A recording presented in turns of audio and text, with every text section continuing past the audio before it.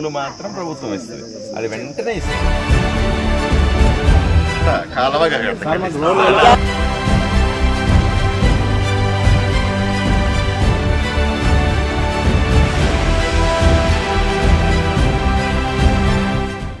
రకంగా అమరావతిలో ఈ రకంగా పాముల మధ్య బతకాలంటే ఎలా బతుకుతారు?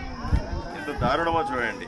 ఆదోనిలో చాలా కాలనీల్లో ఇలాగా పాములతో పాటు రోజు పిల్లలు చెప్తా ఉన్నారు, రోజు పాములు కలుస్తామండి ఈ రకంగా తీసుకొని. దీంట్లో నోట్లో బిళ్ళ పెట్టి, రూపాయి బిళ్ళ పెట్టి పాలు పోసి మళ్ళీ నాగుపాముని కాల్చాల్సి వస్తూ ఉంది. ఈ రకంగా బతకాలంటే ఇన్ని పాముల మధ్య చిన్న పిల్లలు తిరుగుతూ ఉంటారు, మనుషులు తిరుగుతూ ఉంటారు.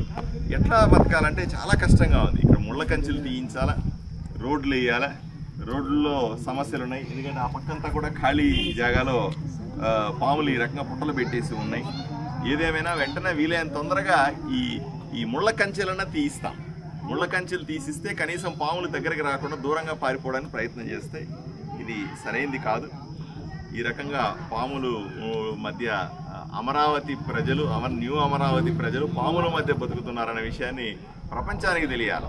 ఎందుకంటే ఎంతో దూరం సైన్సు ఎంతో బ్రహ్మాండంగా ఉంది, అంతా బాగుపడిపోయింది, అంతా బాగుంది కాదు. ఈ 20-30 సంవత్సరాలుగా ఈ ఊరు ఎంత అణిచివేయబడ్డది, అభివృద్ధి లేకుండా పోయిందని తలుచుకుంటేనే బాధేస్తుంది. దానికి ఇది ఒక పెద్ద నిదర్శనం.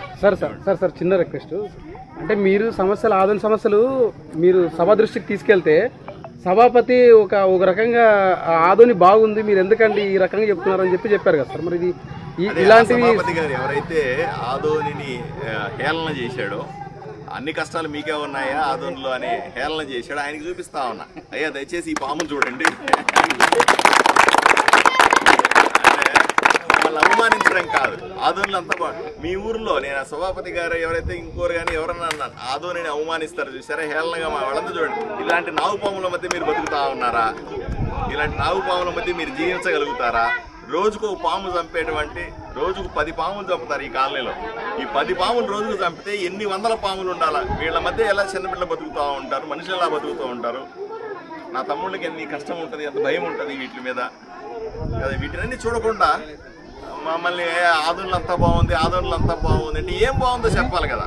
ఎమ్మెల్యేగా నేను తిరుగుతున్నా గల్లీ, నేను చూస్తా ఉన్నా, నా కష్టం నాకు తెలుసు, నా బిడ్డల కష్టం నాకు తెలుసు, నా ప్రజల కష్టం నాకు తెలుసు.